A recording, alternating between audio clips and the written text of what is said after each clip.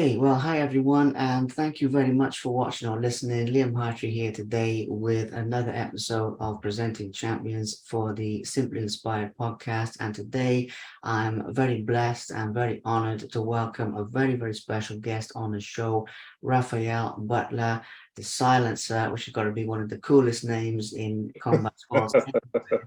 I have to say, champ. And this man has achieved a great deal. You know, he's been in the professional boxing ring many times against some great names. He's competed in MMA as well. So we're going to have an interesting conversation about the transition there.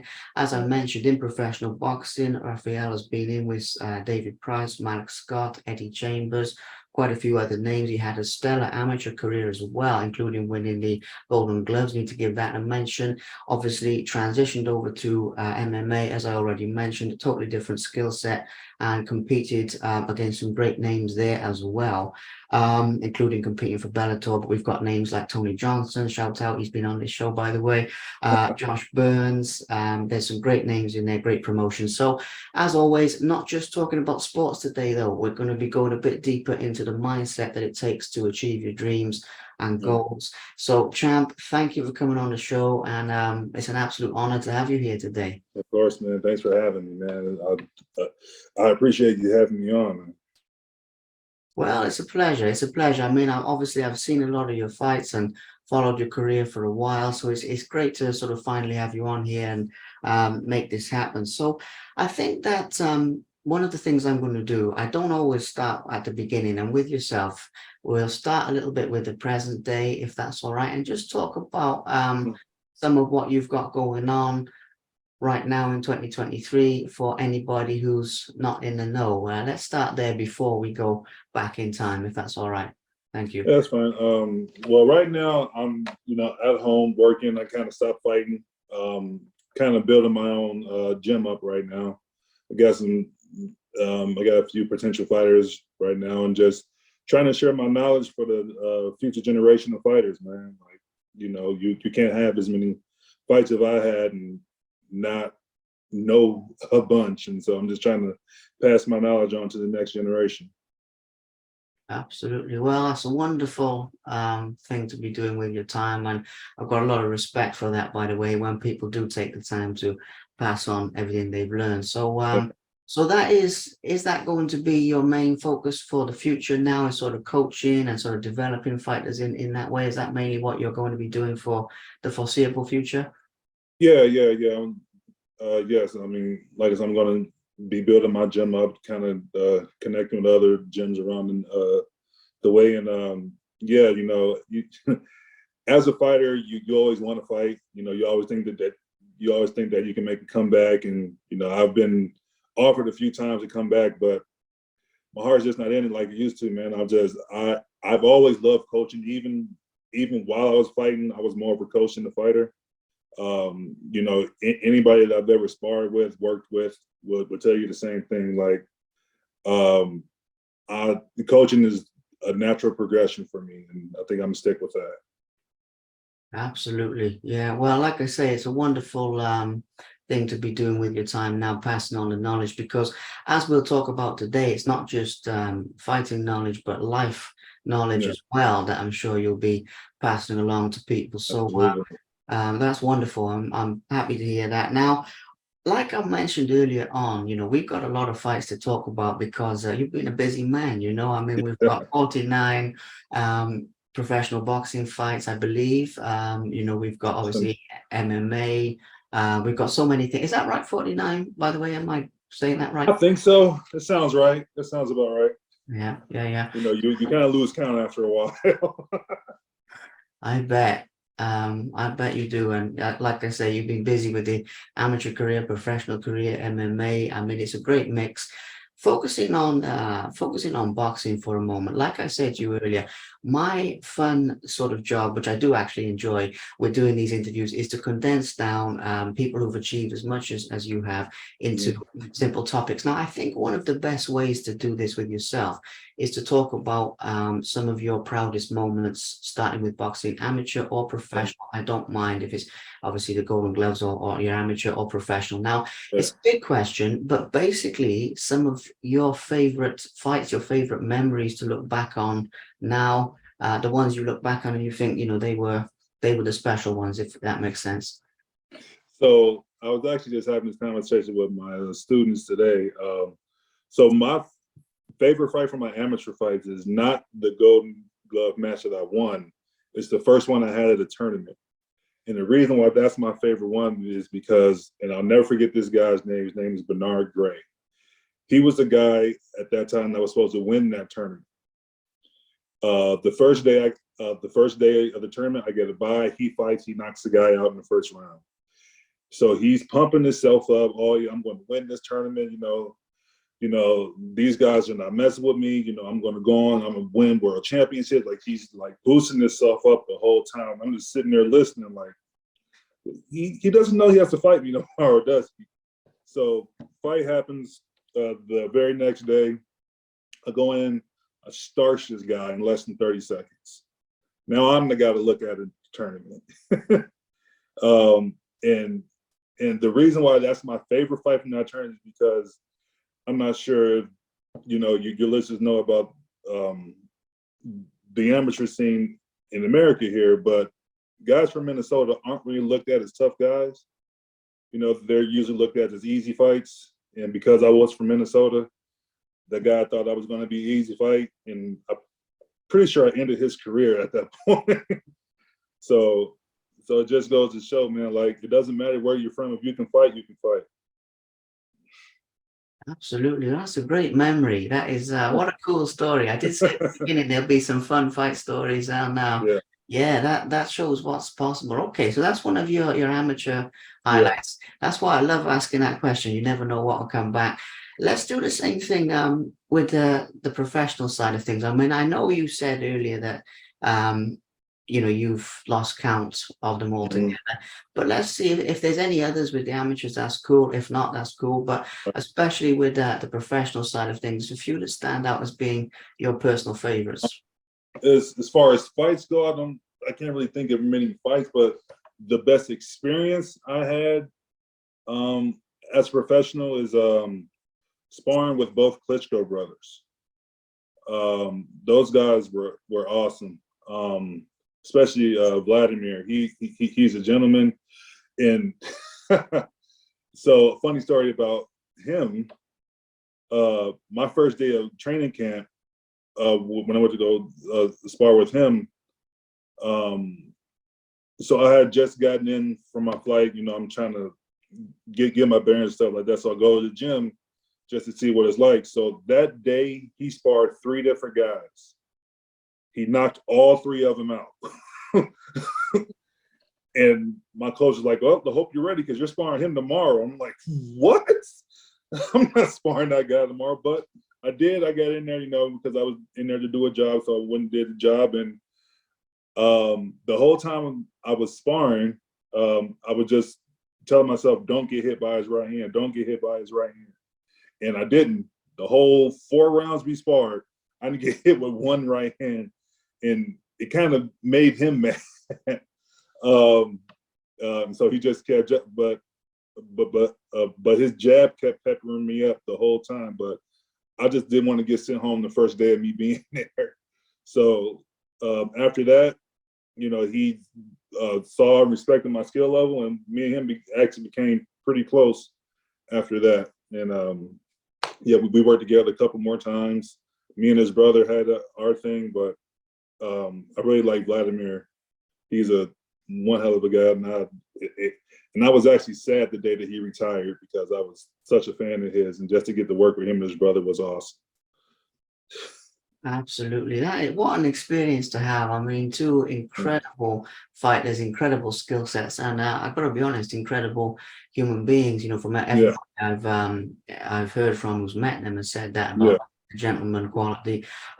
Before we move on from that, comparing the skill set of the two brothers, because you've been in there with both of them and Mhm. everything. Obviously, you mentioned liking Vladimir as a person, which is cool. Looking at them as fighters, can you give us some of your reflections on like sort of comparing the two of their skill sets? Basically, there's some similarities, but obviously there's some differences as well. You know. Yeah, so they're both really, really strong. I think Vladimir was more fluid in his movement, and I think that's why he was more dangerous than his brother was. Vitaly, while strong, he was very, let's say, methodical with his movement. Vladimir was not that. He and actually a lot of his fights that you see on TV, he's much better than that. We there were some things that he did in the gym that I've never seen another fighter do since at his size. Mind you, he's almost 6 inches taller than me, and he moved like a middleweight. It was ridiculous. So yeah, so as far as actual skill set, I say that Vladimir is probably one of the best guys I've been in with outside of James Toney. But the mentality, Vitaly is headstrong. He is, him going into politics over where he's at. Again, it was a natural progression for him because he is a strong-minded person. Regardless of what you did to him in the gym, he let you know that he is a champion. He is coming to destroy. Wow, absolutely incredible. And like I say, it's great to give a mention to their skill set because Yeah, not to go off on a tangent here, but yeah, personally, I mean, I loved both of their careers, but even in the yeah. time of Vladimir when people were saying, it wasn't the most interesting era of heavyweight, this and that, for me, absolutely fascinating because they're both, I believe, avid chess players as well, and you can really see Yes, the strategy of how that comes over into their fighting. So really glad we got to give that a mention. You mentioned James Toney there. Shout out to yeah, James Toney. I've yeah. interviewed him Sure. actually on this show. One of the great honors in my life. Uh-huh. Can you tell us a little bit about sparring with him and working with him as well, please? So sparring with James Toney was an experience, man. So I sparred with him before the Eddie Chambers fight. Um, and I don't know if you heard the stories, but James Toney doesn't like anybody, especially when you're in his weight class. And it got to a point where me and James Toney, we were banging it out. We were both playing high level chess, and I wish I would have got some of those sparring sessions on tape because I think that can be a master class for anybody to watch those sparring sessions. But once he realized that I wasn't there to be starstruck by him, mind you, I was starstruck. I grew up watching James Toney, but I couldn't allow him to know that I was starstruck by him because then he picks you apart. Um, and yeah, like it got to a point where me and him, we were very good by the end of it. He was in my corner. He was saying, you better go out there and you better whoop this dude. If you don't whoop this dude, I'm gonna find you and whoop you. I mean, I didn't beat him, uh, but yeah, James Toney was probably my my favorite as far as like skill for skill. I learned so much from that camp. I still to this day uh, like implored on the kids that I trained some of the stuff that I learned from that camp because he is just he's such a tactician when it comes to boxing, and people really underestimate that because of his career and where it went. But I'd say there's very, very few people that can outthink James Toney in a boxing ring. Absolutely. Yeah, it's an insane skill set that man has, and I'm really glad we got to give that a mention as well. Yeah. Now, you mentioned earlier when I was asking about your professional resume, Mm-hmm. you mentioned you weren't sure which one stand out was the proudest, but flipping that on its head, let's look at something different. Let's look at some of the toughest fights that you had. People always want to hear about this, but just to give that small sort of precursor here. obviously tough isn't just power. I mean, you know that it can be Yeah, speed, it can be skill, but it can also be like something going on in your life outside the ring. You have to focus right. on that to win. You get where I'm going. So it's different Yeah. forms. Toughest fights, please. So my toughest fight, because of everything that surrounded it, was the Eddie Chambers fight. During that fight, I didn't really have a gym that I was going to regularly. Me and my coach was kind of floating around, going to different gyms, trying to work out. That's why we ended up in LA sparring with James Toney. But fair is fair, and I say that I still say to this day that Eddie Chambers is the only guy that I fought that beat me. You know, there's always an excuse. You know, I could have been in more shape. I could have did this. I could have did that. But Eddie Chambers is the only guy that I fought that actually outfought me. And as somebody who I'm very prideful of my knowledge of boxing and the things that I can do, but I felt like in that fight, I'm not 100% sure if it was because of my gym situation, me not be able to train like I probably should have.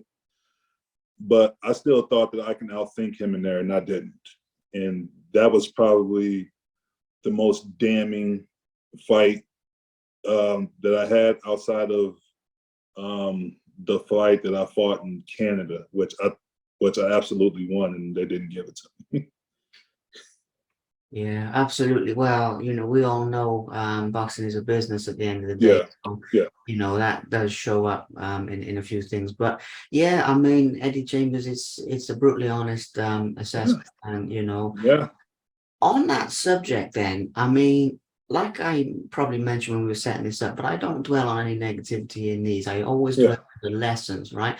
So when we're Right. talking about you bouncing back from tough losses, and going again. Rather than, I mean, if you want to tell any stories about any of them, that's Yeah, cool. But it's more from the point of view of like how you pick yourself up, dust yourself off, have the mental strength to go again, because your right, career has had some great highs and some right. low lows, basically. Yeah, And one of the things I think is really cool is like, wow, this guy, he's going again. He's going to give it another crack, and I've mm, got a lot of respect for that. So again, for the young people out there just getting into this, or even for people in other areas of life. I mean, we all take losses in one form or another. yeah. We all have to bounce back in one form or another. So how do you do that? What's your process for that, please?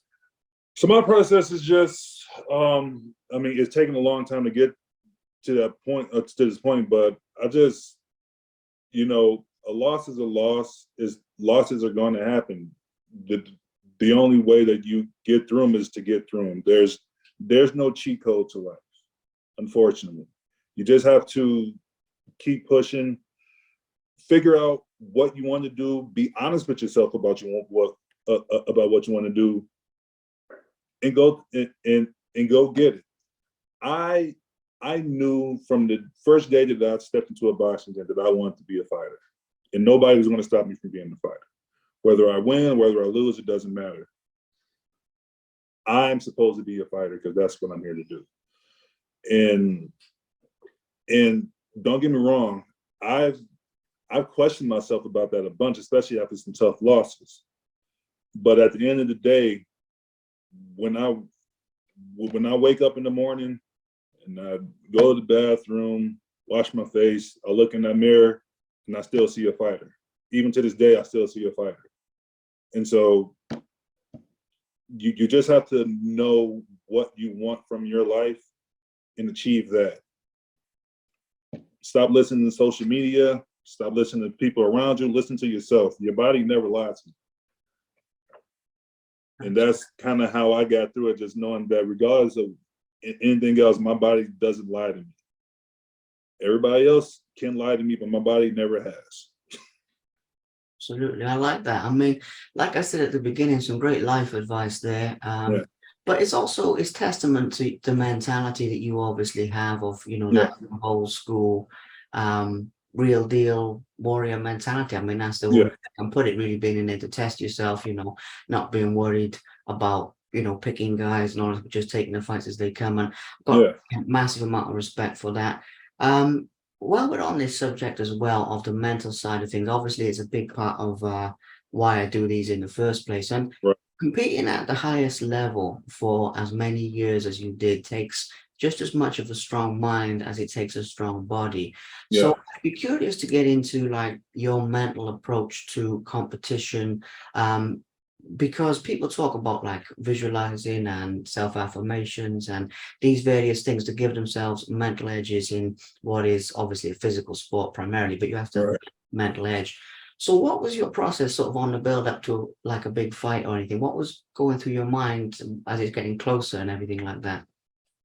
Um, so my main thing about me is that I'm in this, and I'm a very compassionate person. I don't want to go in and hurt anybody. I know it sounds funny coming from a fighter, but I don't want to go in and hurt anybody. But one thing that I always think about is that if they had the opportunity to lay me out, they would.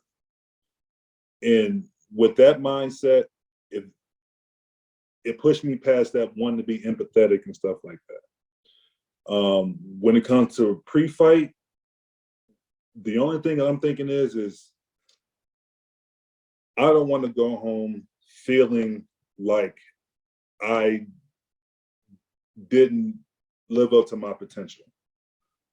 Now that doesn't mean win or lose. As long as I got in there and I fought and I felt like I fought as hard as I could, I'm good, win or lose. And I think that's kind of how you have to think about it, because losses can happen. And people focus so much on losing that they forget uh, about the journey it took to get there in the first place. You know, you don't want to disappoint people, obviously, but it's not about that. The disappointment comes when you go in. There is no disappointment when you go in and put your heart out. When you give everything you have, there is no disappointment for people who actually care about you. And I'm lucky enough to have some of the best fans in the world that, regardless of my wins and losses, they always still tell me, you know, Raphael, I watched your fight. I loved every second of it. I can't wait for your next one.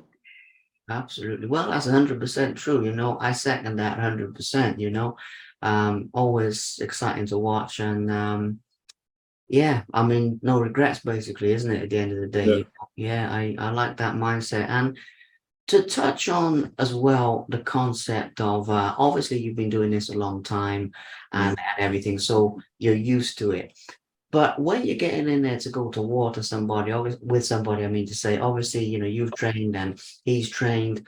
So I don't know if you feel the nerves or the adrenaline or the pressure or that type of thing, because you've been doing it a long time, Yeah. There's bound to be something about going to war with somebody. So how do you handle that? Again, not to dwell on the negatives, but I'm hoping there'll Mm. be something here that people can use for whatever challenges they're facing, basically.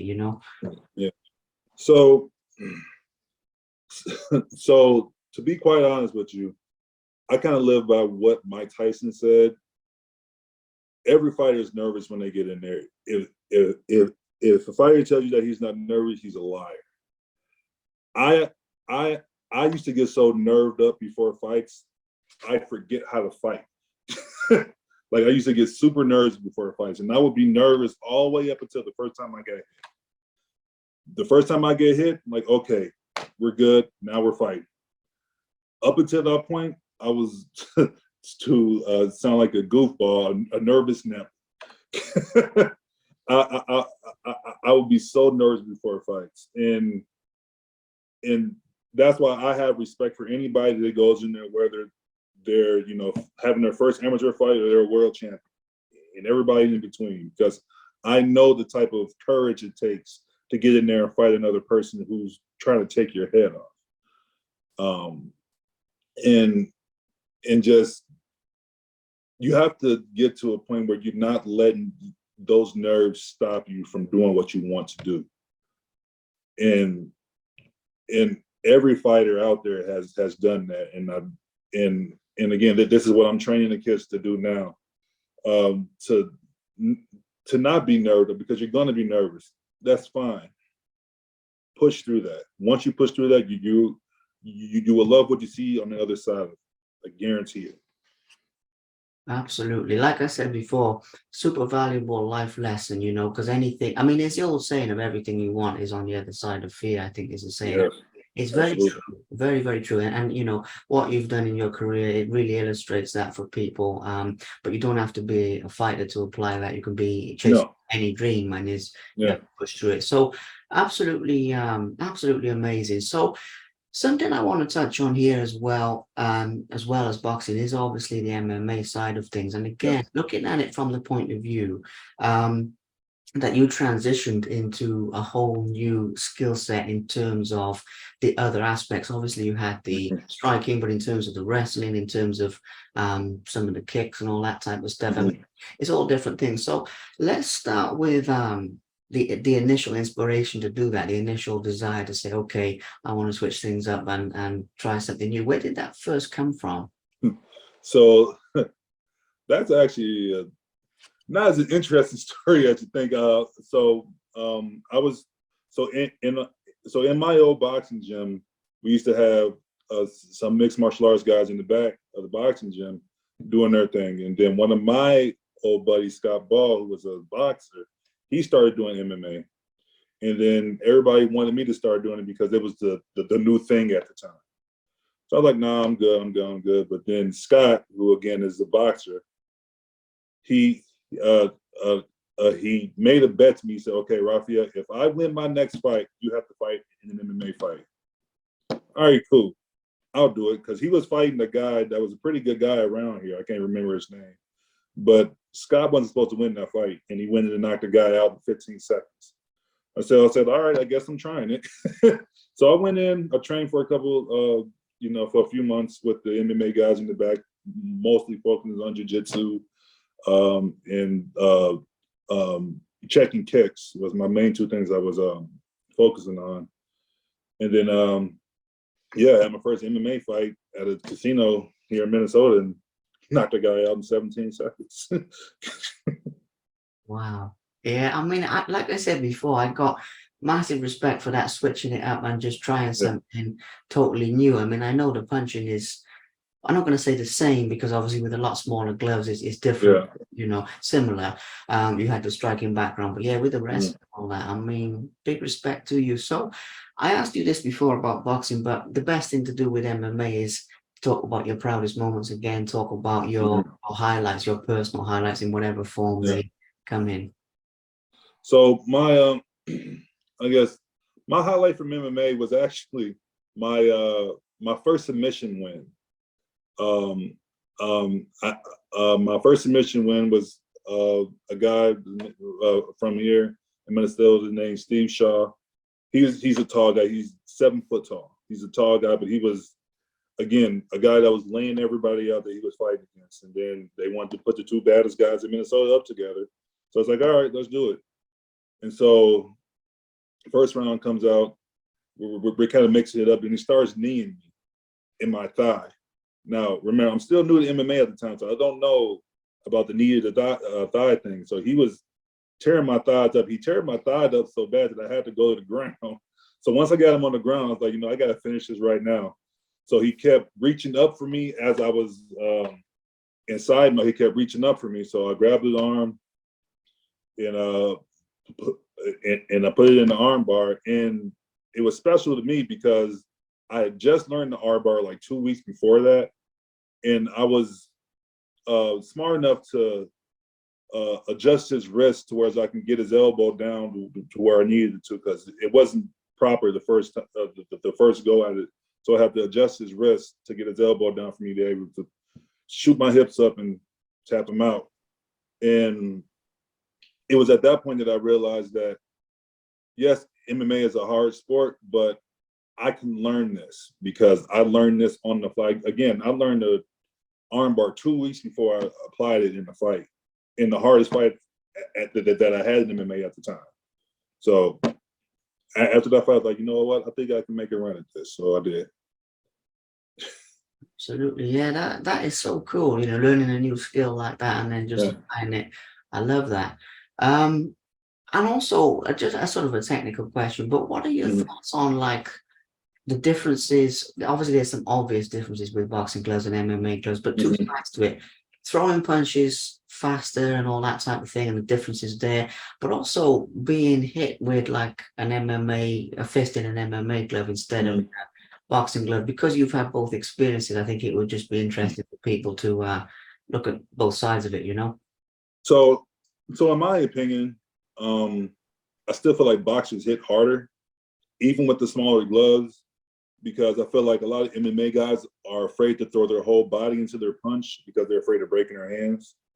But boxers with those 10-ounce gloves, they don't care about that. So they lay it to you. Like when you get hit with boxing gloves, you get hit with the whole body, not just the arm.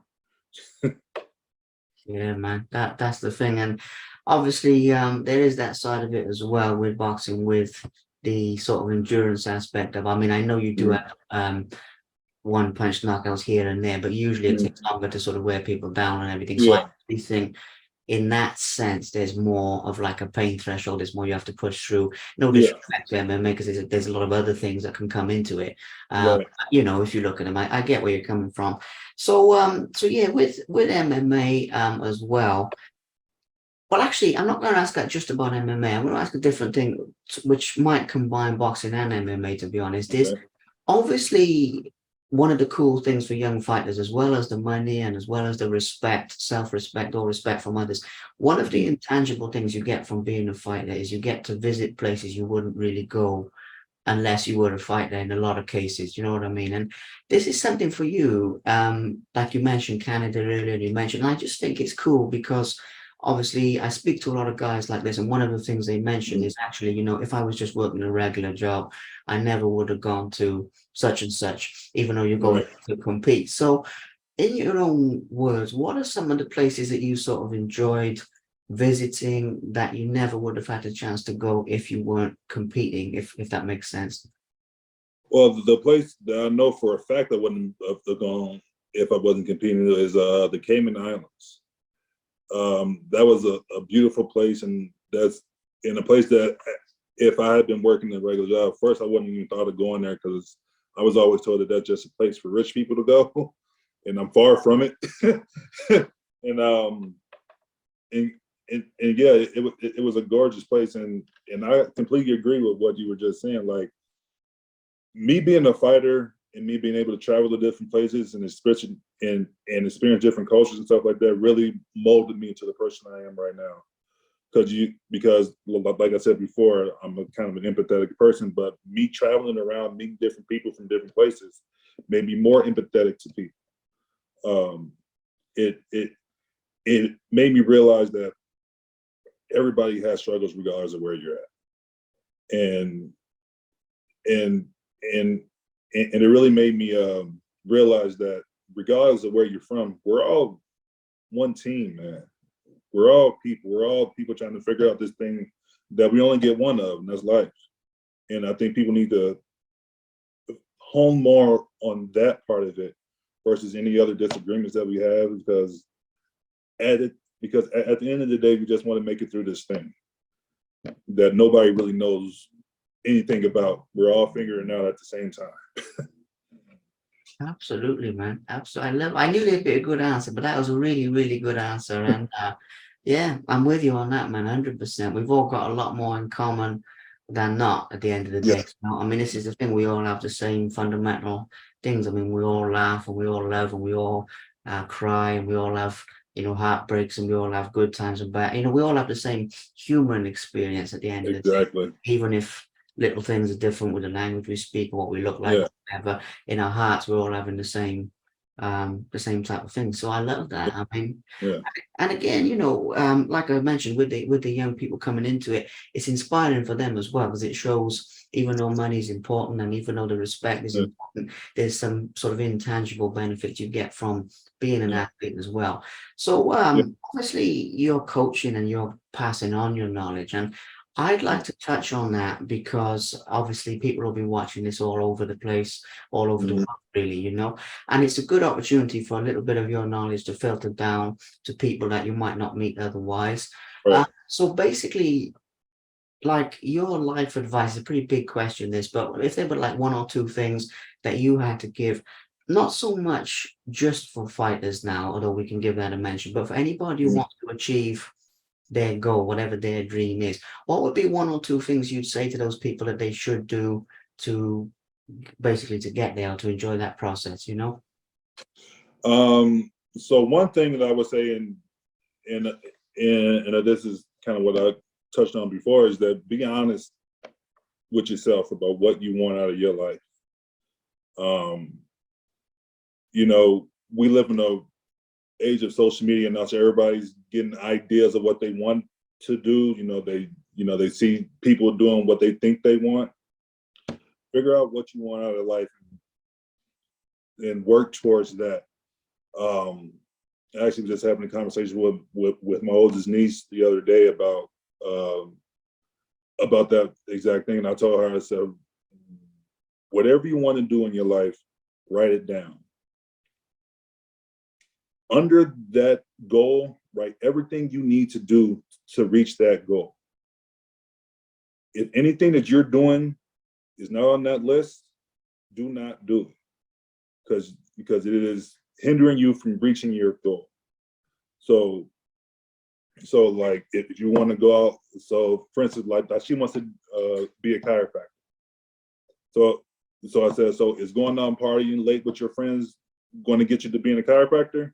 She said, no. I said, well, so why are you doing it? And that's kind of how, like, I'm raising my daughter that way too. Like, whatever you want to do, work towards that. Anything and everything you do should be working towards that one goal. Until you reach that goal, that's all you're thinking about. And how I came up with that is because of my fighting career. I knew I wanted to be a fighter, so everything I did was honed around fighting. I used to watch old fight videos. I used to train all the time. I used to watch boxing on TV. I used to be around fighters. I used to be around guys who could teach me more about fighting. That's all I did for a good chunk of my life. And it worked out for me. And I guess the second thing that I would say to people is, sorry for my language, but don't be a dick.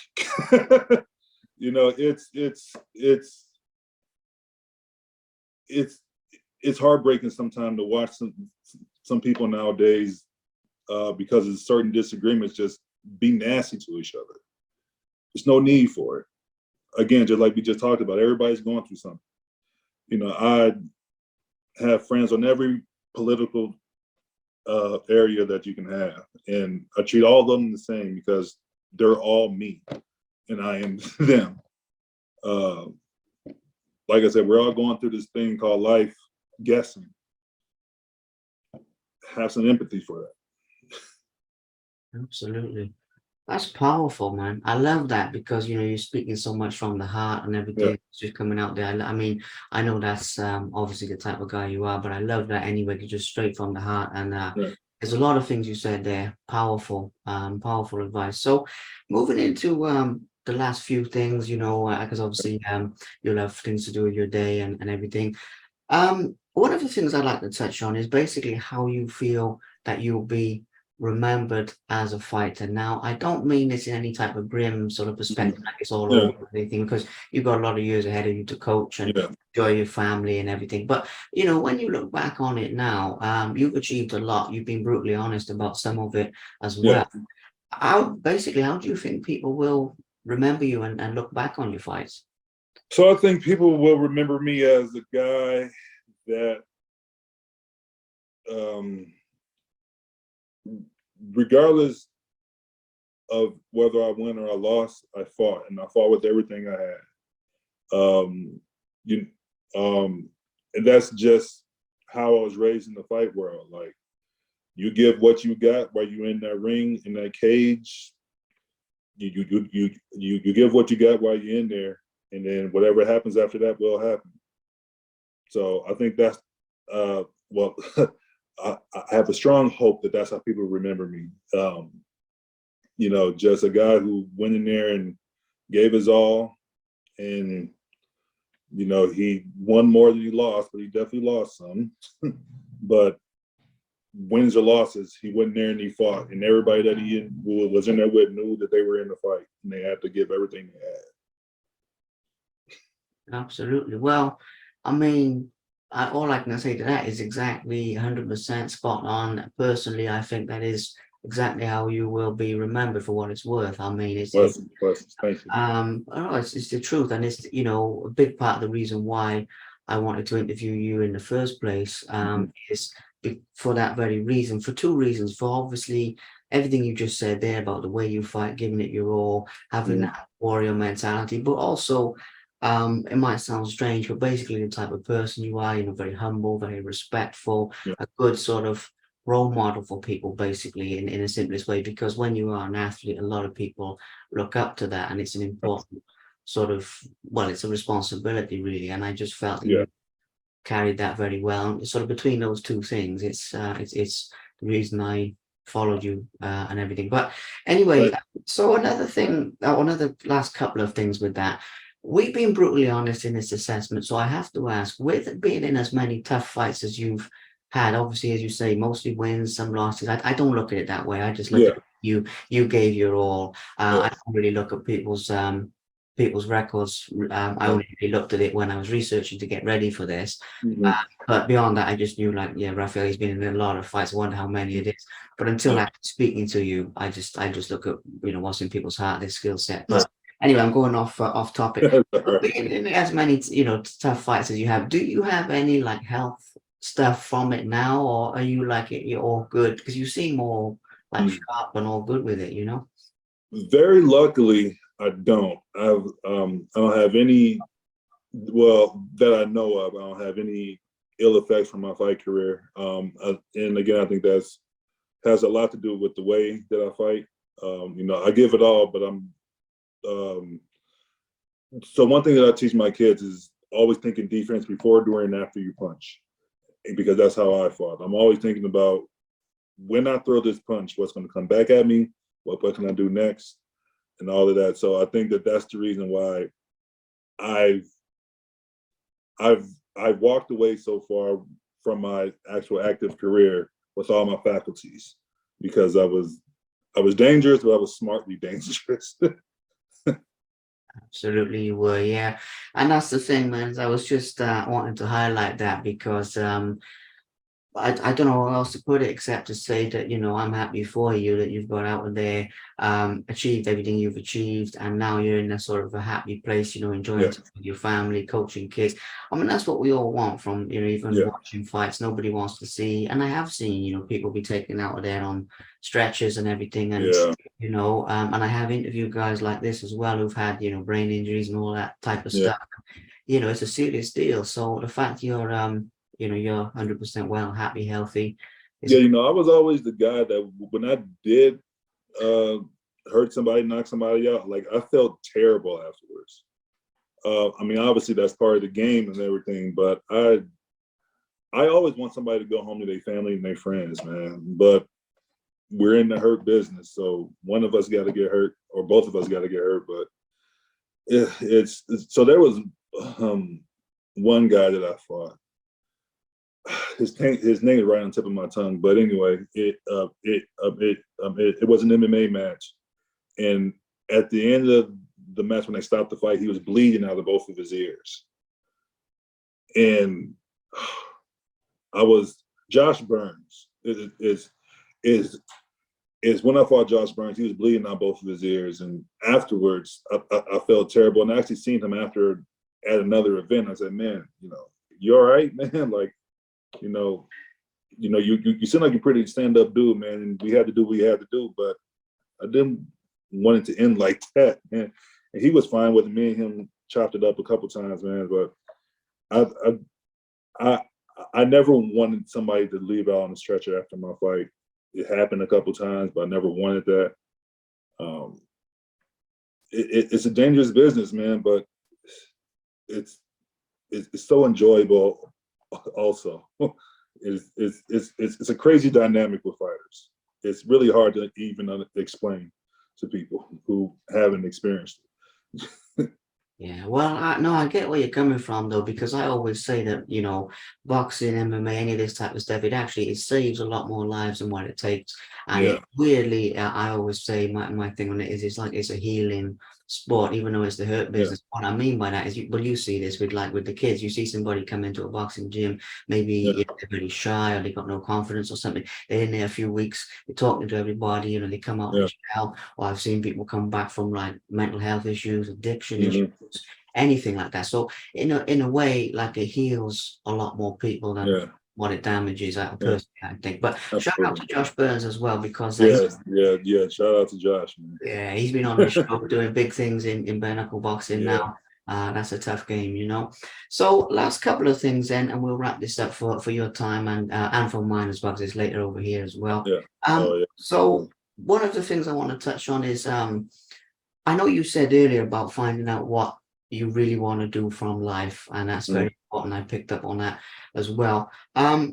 So if your children wanted to be fighters, not to pry into anything personal here about your Mhm. life, I'd never do that, but just looking at it I mean, they might never want to do that, and that might just be Yeah. now. But say if they did, what would you say in that scenario? Would it be something you'd steer them away from, or would you say, okay, we're doing this, but we've got to do it the right way, type of thing?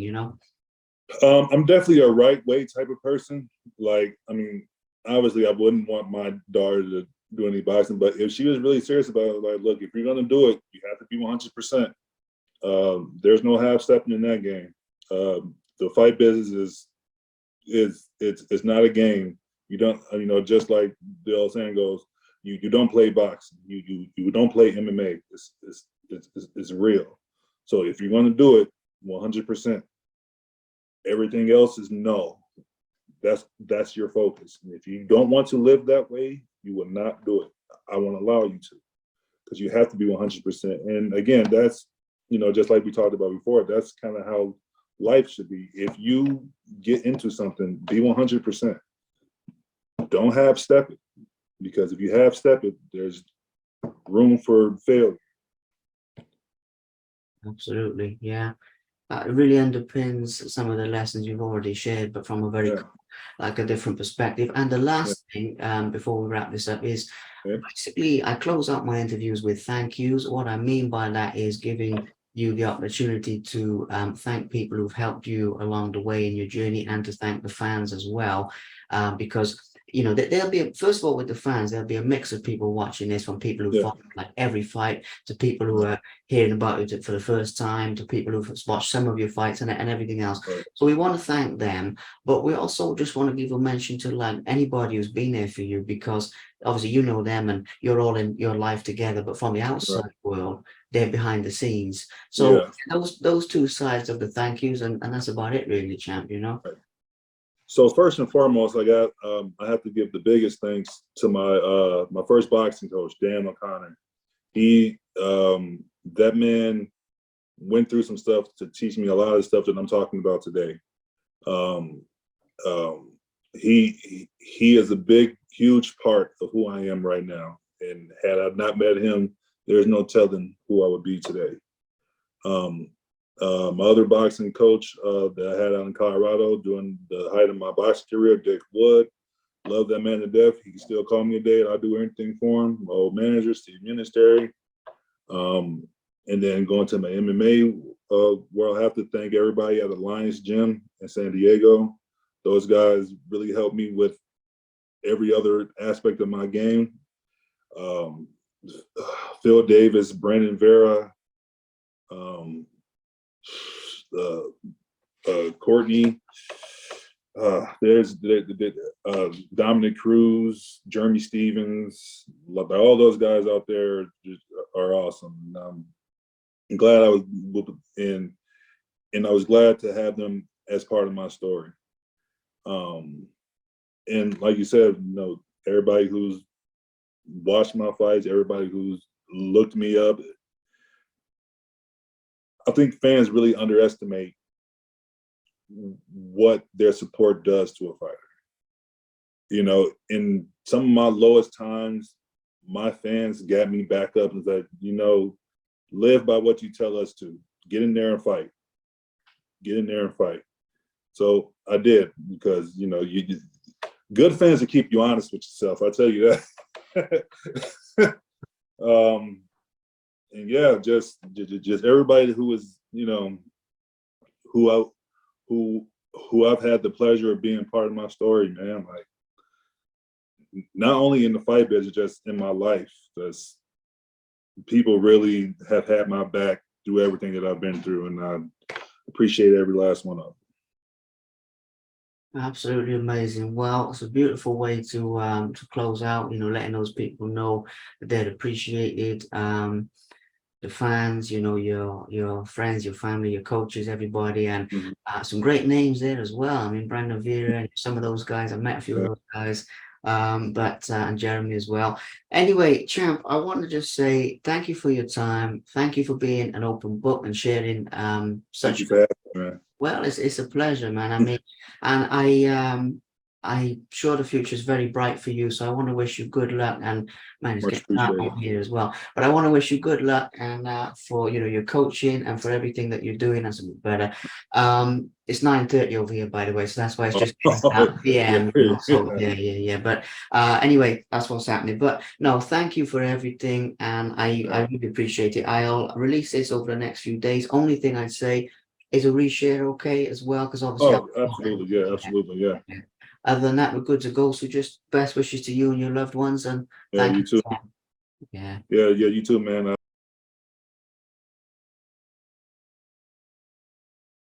Thank you very much for watching.